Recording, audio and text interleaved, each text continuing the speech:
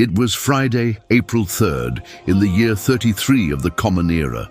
On the Hebrew calendar, it was Nisan 14, the day of preparation for the most significant Passover of that entire year. At noon, the sky went dark without warning.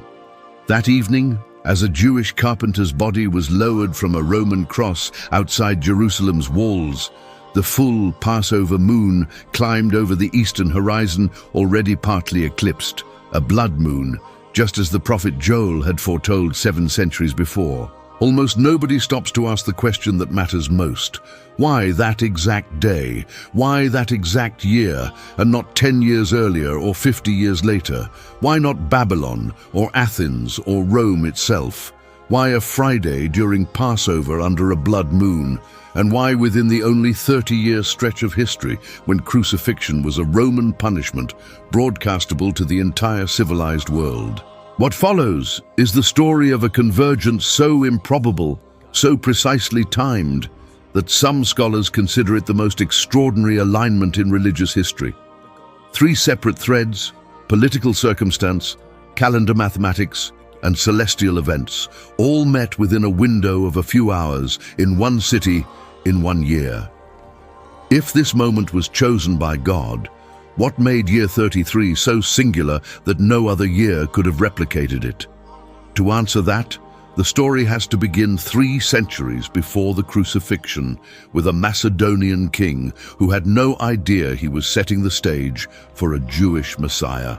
In 336 BCE, a 20-year-old named Alexander, son of Philip, took the Macedonian throne.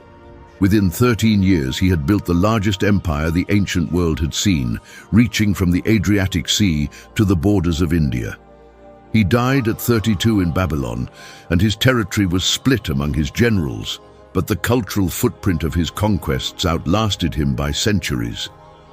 Alexander spread Greek language, culture, and philosophy across every land he took, unifying the Mediterranean world and a large part of the Middle East under one shared linguistic and cultural framework.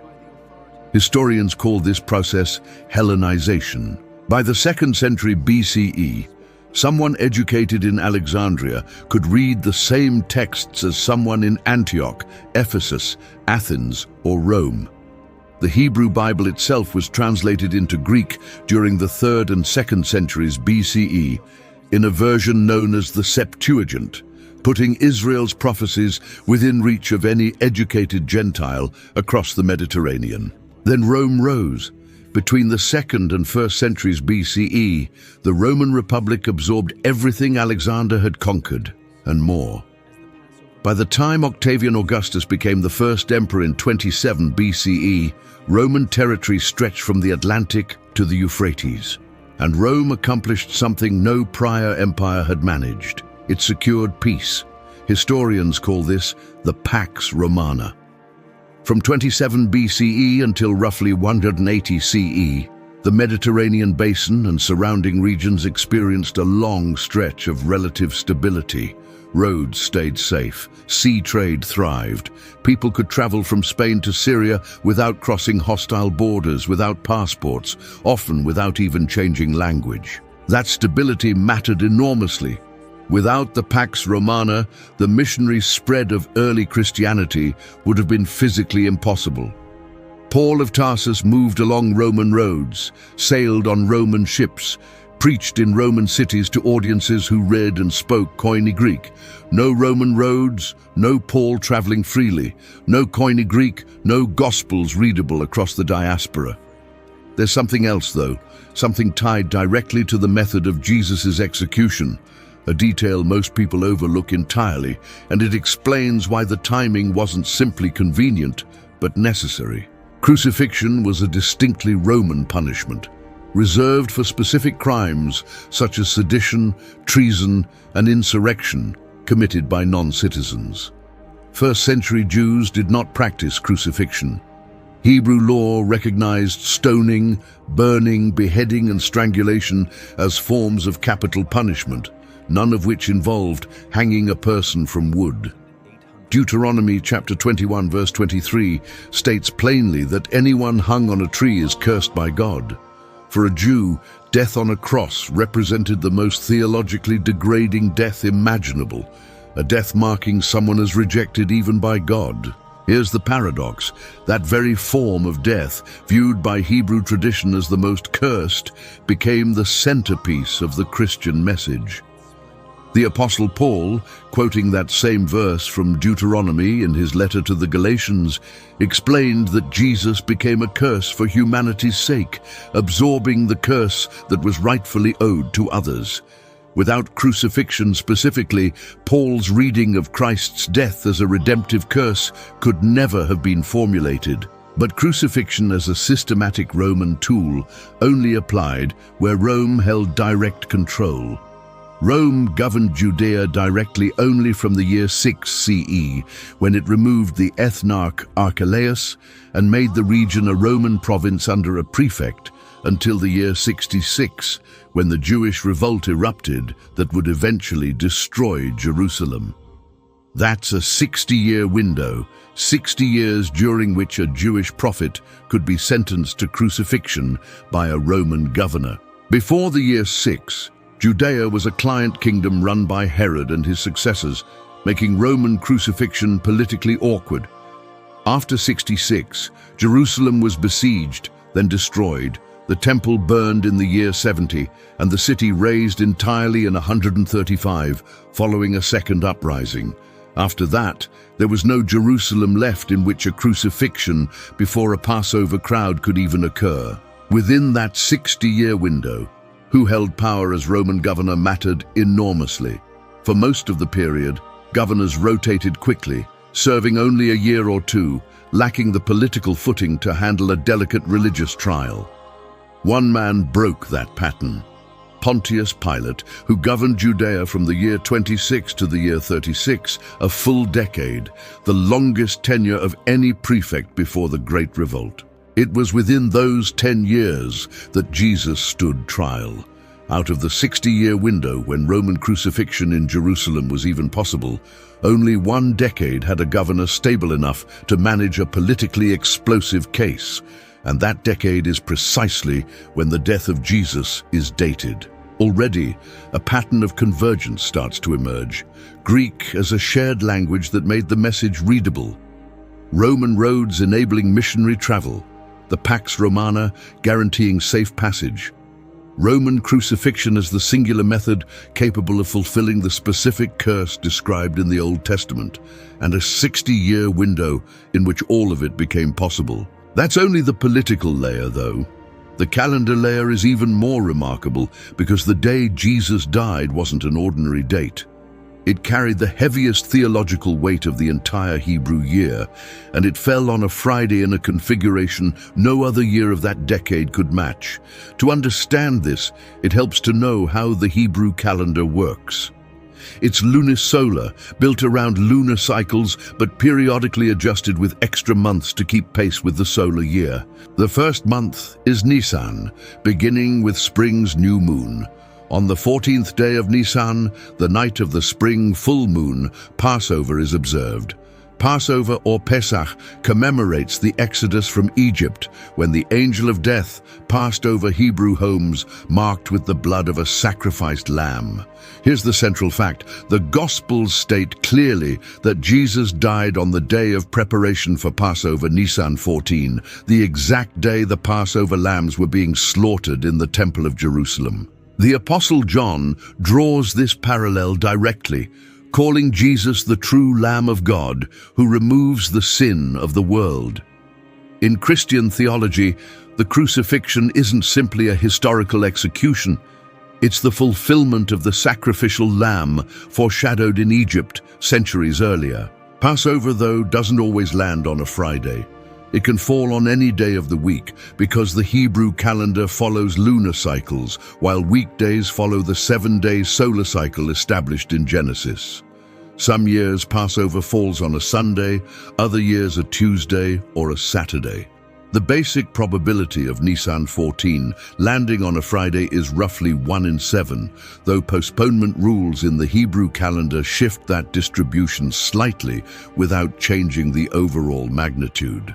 Given that the Gospels place Jesus' death on a Friday, the day before the Sabbath, during Passover, the search becomes which year within Pilate's 10-year tenure between 26 and 36 CE had Nisan 14 fall on a Friday in the Julian calendar.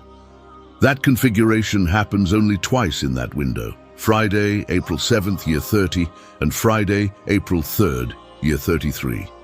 Just 2 dates. Scholars have debated for centuries which one is correct.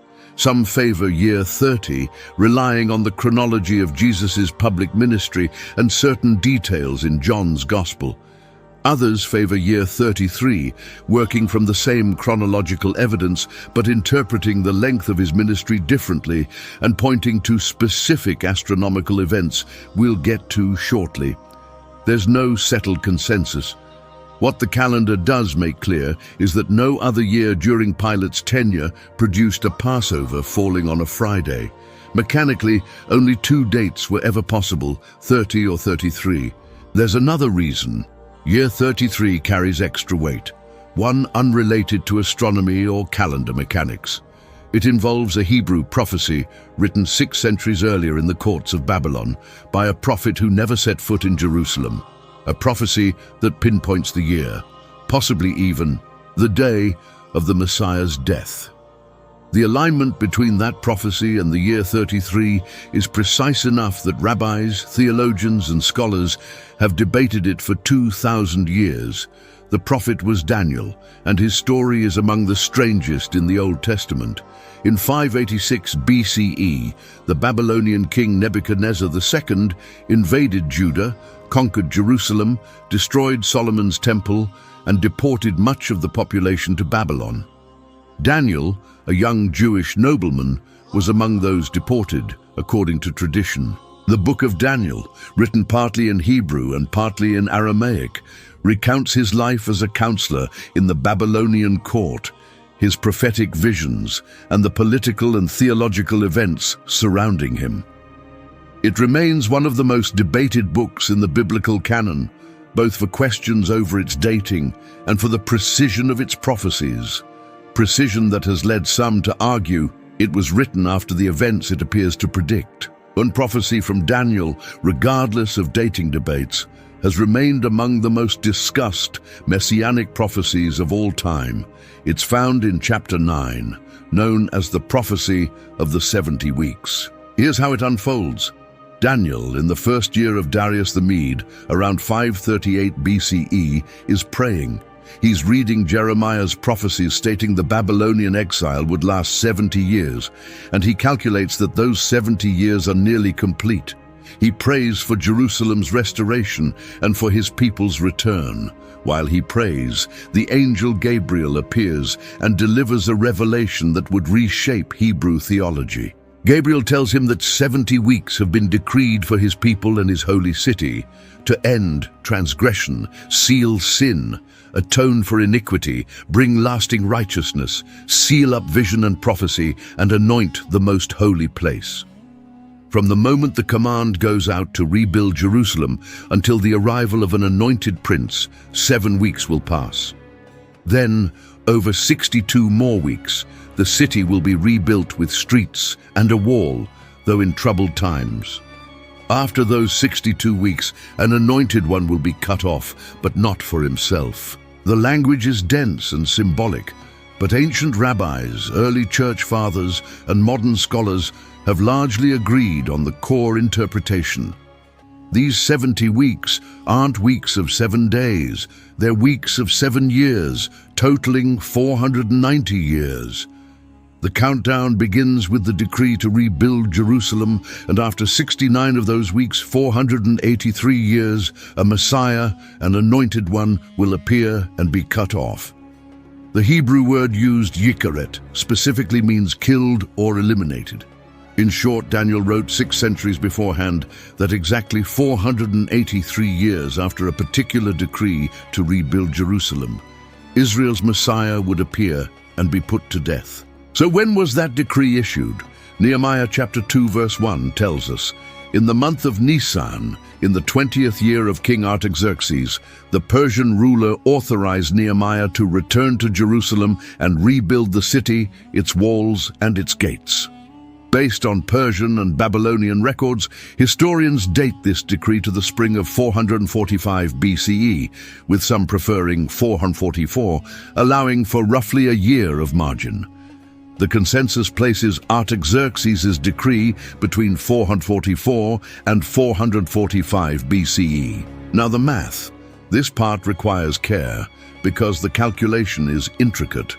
The Hebrew prophetic year used by Daniel consisted of 360 days, not the 365 and a quarter of our solar calendar.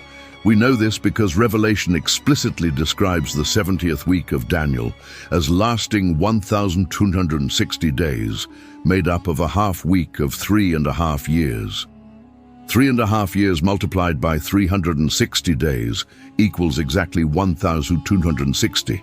Daniel himself, in chapter 12, verse 7, references a time, times, and half a time, again 3.5 years, equating to 1,290 days in another passage.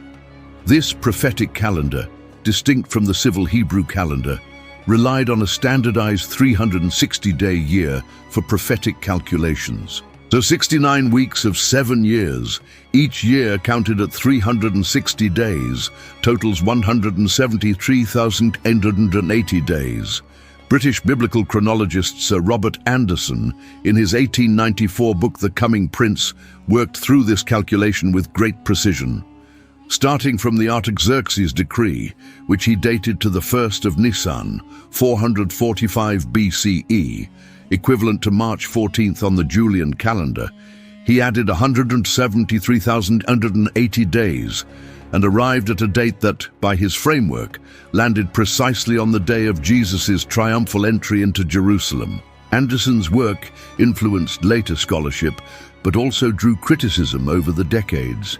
Some historians argued his dating of the Artaxerxes decree was off by a year or two, that applying a 360-day prophetic year outside its original context was methodologically questionable, and that the lack of a year zero in our calendar system required adjustments he didn't apply consistently. British scholar Harold Hohner in 1977 reworked Anderson's calculations using corrected historical data and concluded that Jesus' death belonged on Friday, April 3rd, year 33. Other scholars, using different chronological starting points, land on year 30 or 32. What all these approaches share is a conclusion that Daniel's 70 weeks prophecy points to a window of years containing both possible crucifixion dates. The exact day depends on which scholar's methodology you follow, but the broader window holds steady across them. It's worth pausing on that. Daniel, 6 centuries earlier, sitting in a Babylonian courtyard, dictates a number, 483 years from a decree not yet issued to the death of a Messiah not yet born. That number, calculated using the correct understanding of the Hebrew prophetic calendar, lands within a span of years that 25 centuries later, NASA's astronomical software identifies as containing only 2 possible Passover Fridays within the entire decade of the Roman governor under whom these events reportedly occurred. One more detail from Daniel's prophecy deserves mention.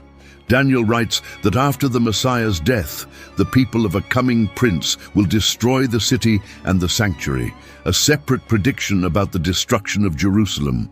Connected to but distinct from the Messiah's death, history confirms that the Jerusalem temple was destroyed in the year 70 CE by Roman forces under Titus, son of Emperor Vespasian.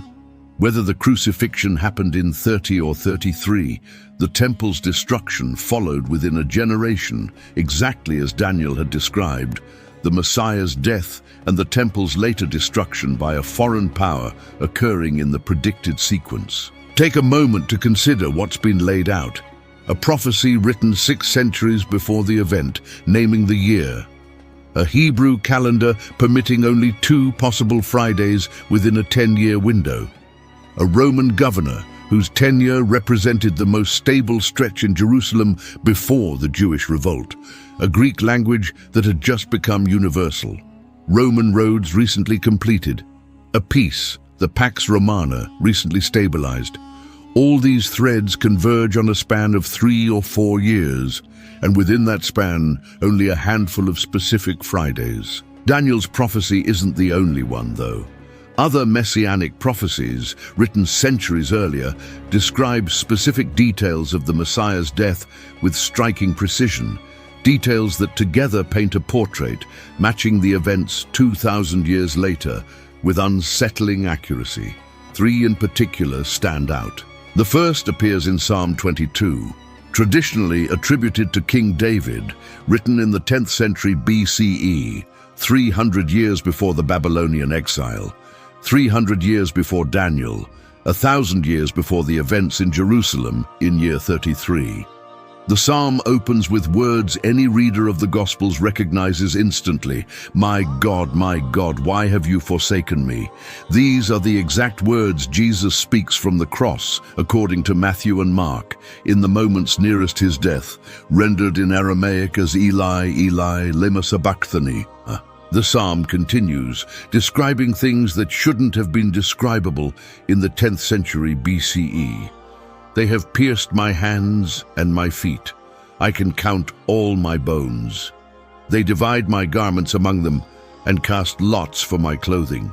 They mock me, surround me, bring me down to the dust of death."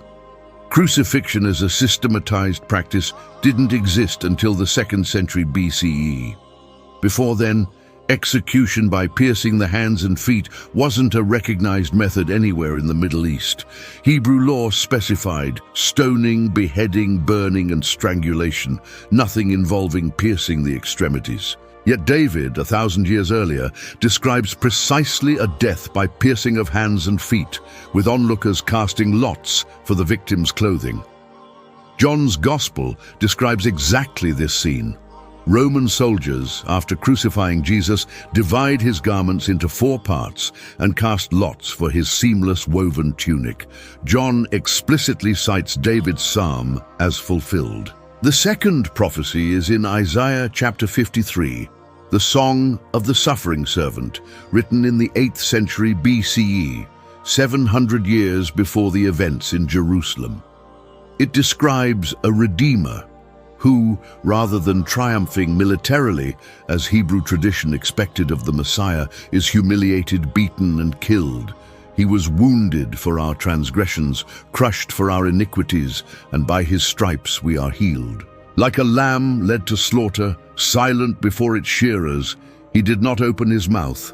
A lamb slaughtered silent on the day of Passover. The theological parallel to the Passover lamb sacrificed in Egypt, whose blood spared homes from the angel of death, is striking.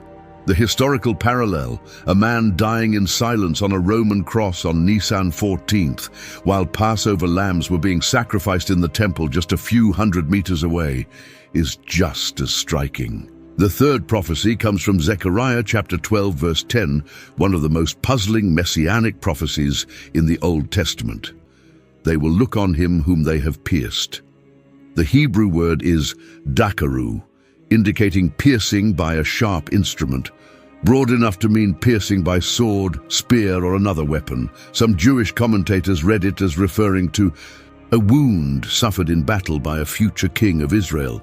Zechariah wrote this in the late 6th century BCE, after the return from Babylonian exile, well before Roman crucifixion existed as a systematic punishment.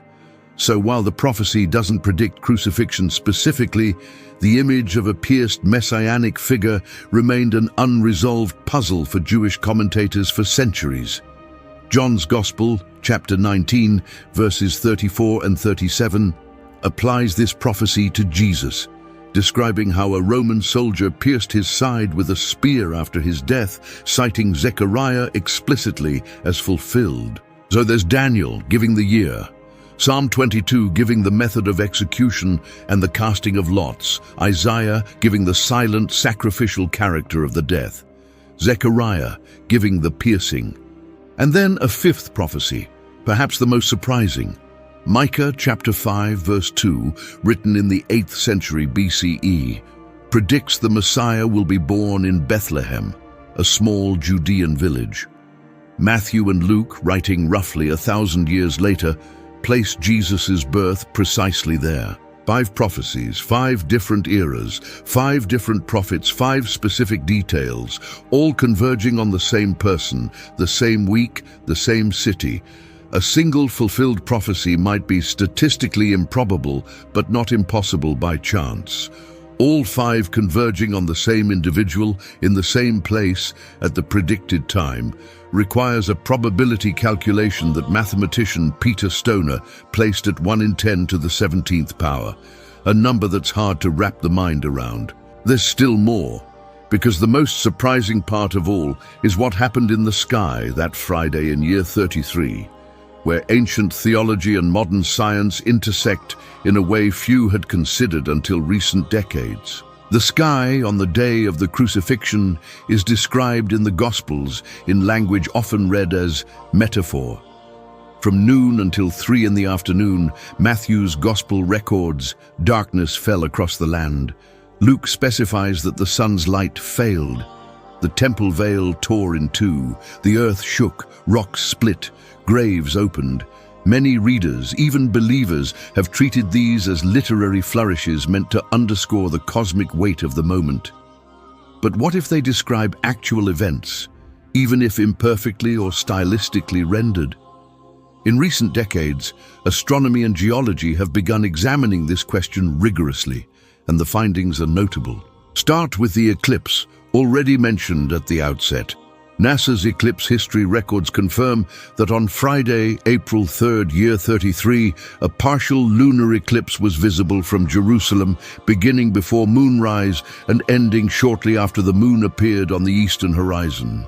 So when Jerusalem's residents looked skyward after sunset that Friday, they would have seen a moon already shadowed by Earth, carrying the reddish tint characteristic of lunar eclipses, a blood moon in the language of the prophet Joel. It should be said honestly that astronomers don't fully agree on how visible this eclipse actually was from Jerusalem. Astronomer Bradley Schaefer, in a 1990 study, argued the moon would have been low enough on the horizon and the twilight bright enough that the eclipse may have been hard or impossible to see with the naked eye. Oxford physicist Colin Humphreys and his colleague Graham Waddington, in a 1983 study published in the journal Nature, argued the opposite, that the eclipse was clearly visible and helps explain Peter's reference to the moon turned to blood, spoken 50 days later at Pentecost, when he quoted Joel's prophecy. The visibility debate remains open among scientists, but the astronomical event itself is documented. A lunar eclipse did occur that evening, in that city, on that specific Friday, regardless of whether it was fully visible or partly obscured by twilight. The Earth's shadow fell across the moon at the precise moment, according to the Gospels, that Jesus' body was being taken down from the cross and carried to the tomb before sunset. The eclipse isn't the only astronomical detail worth examining. There's also the darkness at midday described in the Gospels, lasting from noon to 3 in the afternoon. Here, a genuine textual complication needs acknowledging. Some early manuscripts of Luke's Gospel use the Greek phrase eklipontos, which can be translated as the sun was eclipsed. Other manuscripts use a more general phrase, meaning simply that the sun was darkened. This variation has fueled centuries of debate. Skeptical scholars argue the original text claimed a solar eclipse, which they consider an astronomical error, since a solar eclipse is physically impossible during Passover. Solar eclipses require a new moon, when the moon sits between Earth and the sun.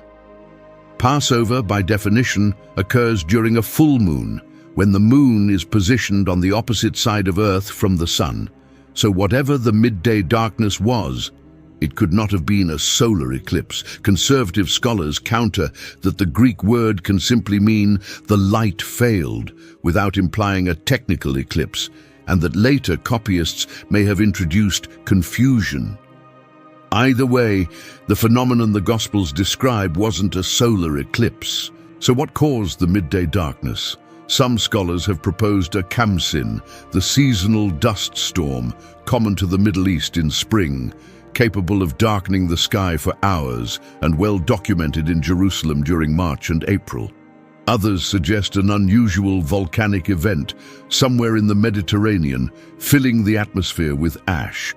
Others point to a divine miracle, suspending natural law for theological reasons. The honest historical answer is that we don't know with certainty what occurred. What we do know is that ancient sources, both Christian and non-Christian, mention unusual darkness associated with the period of the Crucifixion. The Greek historian Phlegon of Tralles, writing in the 2nd century CE, references in his chronicle a notable darkness occurring under Tiberius's reign, calling it remarkable.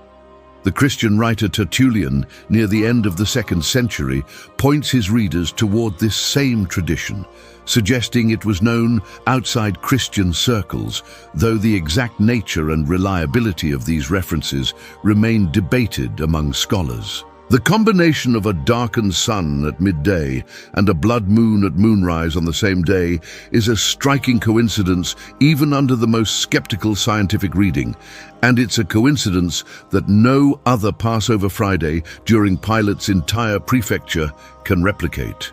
Year 30 had no documented eclipse visible from Jerusalem on Passover night. Year 33 did. Year 30 has no documented record of unusual midday darkness. Year 33 has references appearing in non-Christian sources. Astronomically speaking, Year 33 stands alone within Pilate's decade in office. Let's pause and gather the threads together, since a great deal has accumulated, and it's worth seeing the full shape of it clearly before moving into the part many find most unsettling. The question of whether this convergence can really be coincidence or whether something more is at work. Between the year 6 and the year 66 CE, Jerusalem sat under direct Roman control, the only window in which a Jew could be condemned to crucifixion by a Roman magistrate before the city's destruction. Within that 60-year span, the longest and most stable governorship belonged to Pontius Pilate. From the year 26 to the year 36, a full decade. Within those 10 years, Passover fell on a Friday only twice, April 7th of year 30 and April 3rd of year 33. Of these two dates, only the second carries documented astronomical phenomena, including a partial lunar eclipse that same evening. And this same date falls within the time frame predicted by Daniel's 70 weeks prophecy, written 6 centuries earlier. Is all of this coincidence, or does it point to a kind of cosmic timing that's genuinely difficult to fully grasp? The convergences don't stop with politics, calendar, prophecy, and astronomy. There are more layers still, each remarkable on its own, and together forming a picture with no real parallel in any other historical event. Consider what historians of religion call the messianic expectation of first-century Judaism. In the years leading up to the crucifixion, Hebrew society was caught up in intense, apocalyptic anticipation. The Jewish historian Flavius Josephus, writing in the decades after Jerusalem's destruction, documents a striking number of self-proclaimed prophets, miracle workers, and false messiahs stirring up the population of Judea between roughly the year 0 and the year 70 CE. There was Theudas, who claimed he would part the Jordan River as Joshua had. There was Judas the Galilean, who launched a tax revolt against Rome. There was the Egyptian, who gathered followers on the Mount of Olives, promising to bring down Jerusalem's walls. Dozens, perhaps hundreds, of lesser-known figures also claimed messianic status and drew followers. Why this surge of messianic claimants at that specific moment? The answer traces back to Daniel's prophecy. First-century rabbis were carefully tracking the 70 weeks Daniel described. They understood the timeline was nearing completion, that according to the prophet's calculation, the Messiah's arrival was imminent. The entire nation watched the political horizon and scanned the skies for a sign. The Essenes at Qumran, the community behind the Dead Sea Scrolls, wrote apocalyptic texts explicitly anticipating the imminent messianic age. The Pharisees prayed daily for the Anointed One's arrival.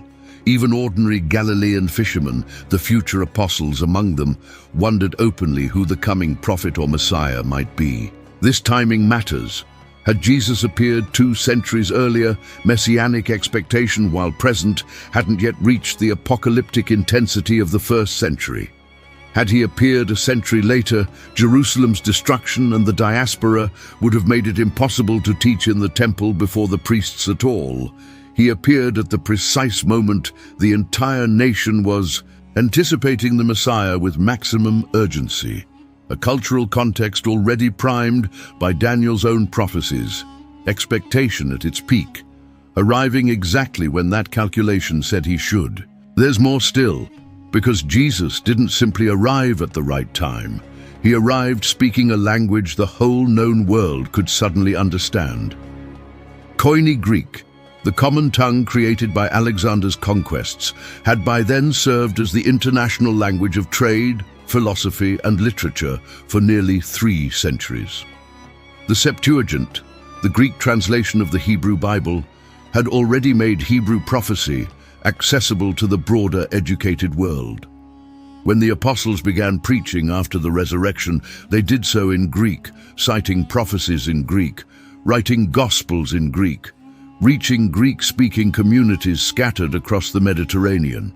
The 4 Gospels, Paul's letters, the book of Revelation, the entire New Testament, all composed in Koine. Had Jesus been born 500 years earlier, his message would have stayed confined to Hebrew and Aramaic, readable only by a small Middle Eastern population. 500 years later, Koine would have already faded as a universal language. He arrived exactly as this linguistic vehicle reached the height of its reach. Now consider perhaps the most paradoxical detail of all.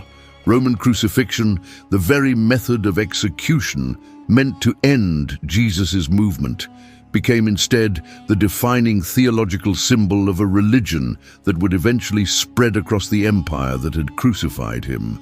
And the historical setting that made this possible also made his death documentable in a way no other founding figure of an ancient religion could match.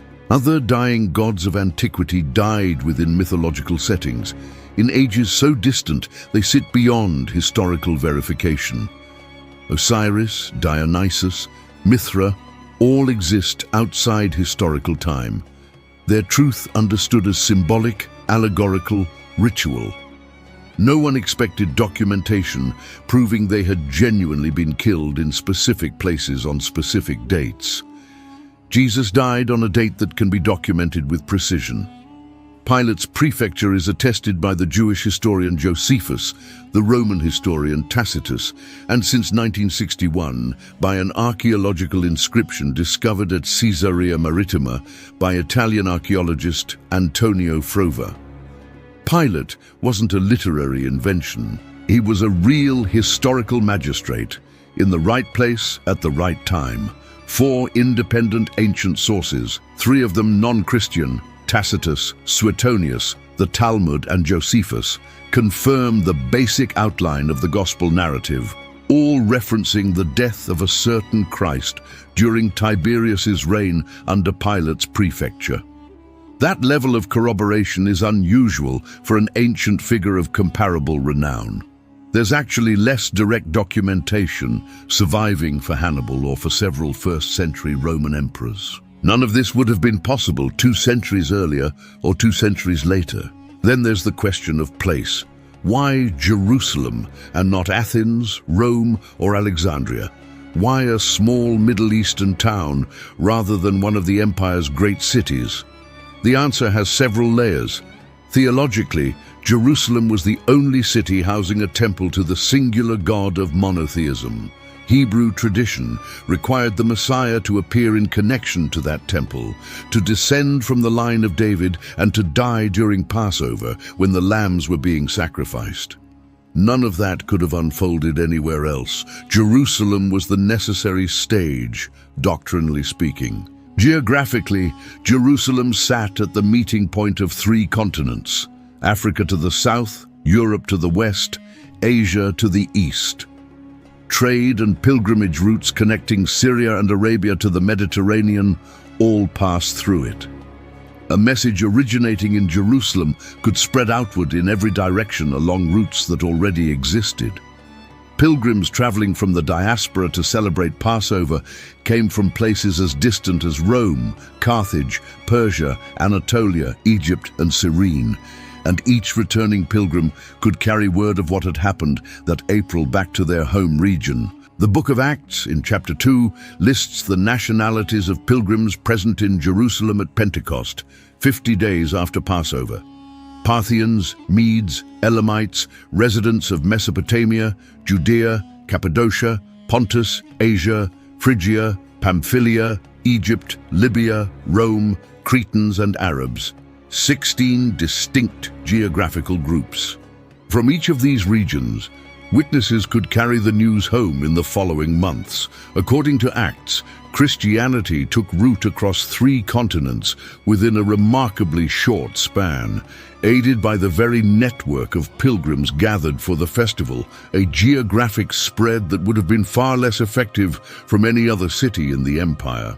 Each individual detail examined here, the Pax Romana, the Greek language, the roads, Pilate's tenure, the Hebrew calendar, Daniel's prophecy, the eclipse, Jerusalem's location, pilgrims from 16 nations, could be regarded on its own as historical coincidence. But gathered together within the same few hours of the same Friday, the same Passover, the same year, in the same city, at the sole intersection of 3 continents in the Roman world, they form a convergence improbable enough that calculating its odds by chance requires numbers difficult to fully comprehend. Some Christian apologists have tried to quantify this directly. American mathematician Peter Stoner, in his 1944 book Science Speaks, calculated that the probability of a single individual fulfilling, purely by chance, just 8 of the Old Testament's messianic prophecies was 1 in 10 to the 17th power. Stoner's methodology has drawn substantial criticism from professional statisticians who note it assumes independence between events that may not actually be independent, and that it relies on subjective judgments about which prophecies to count and how to assess their individual probabilities. Other writers have proposed different figures using different assumptions, all facing similar methodological objections. What remains beyond any specific number is a qualitative observation. Multiple prophetic, calendrical, political, and astronomical conditions cluster densely within a single narrow window of years, dense enough to have generated centuries of ongoing discussion. These calculations inevitably involve value judgments, how prophecies get counted, how the independence of various conditions gets evaluated, how ambiguous or interpretable elements get treated. A skeptic can reasonably argue some of these calculations are strained, that certain prophecies get reread retroactively to fit events after the fact, that some convergences were simply inevitable byproducts of others. These are fair objections. They don't, however, resolve the central question. If this convergence results purely from chance, why does it cluster so tightly around a single Friday, in a single year, in a single city, at the only moment in human history when every necessary condition existed simultaneously? The deeper question, the one that lingers even after working through all of this, is whether such precise convergence reflects intelligent design, or whether it reflects patterns the mind imposes on events that aren't genuinely connected. That question sits at the intersection of theology and philosophy, and it isn't one science alone can resolve. It's one each person weighing the evidence has to consider individually. Picture the scene again, 3 in the afternoon, Jerusalem time. The sky has been dark for 3 hours. A Jewish carpenter from Nazareth, beaten, scourged, condemned by a Roman governor, dies on a wooden cross outside the city walls. His followers are shattered. Roman soldiers move on to other executions. Jewish priests prepare for Passover at sundown. To historians of the time, it would have looked like just another routine execution within the Roman Empire, another Galilean rebel put to death in a restless province during a religious festival. But that evening, as Jesus' body was carried down from the cross to be placed in Joseph of Arimathea's tomb before the Sabbath began, the moon rose on the eastern horizon, already partly eclipsed. It rose dark and reddish, matching the description the prophet Joel had given 7 centuries earlier. His grieving disciples likely didn't notice. The priests, absorbed in Passover preparations, likely didn't connect it. But the moon rose and the prophecy held. Why year 33? The answer historians, theologians, and astronomers have pieced together, examining each strand individually, lies in this convergence. Greek, ready to carry the message. Roman roads, ready to spread it. The Pax Romana, ready to protect it. Roman crucifixion, fulfilling the theological prophecy of the cursed tree.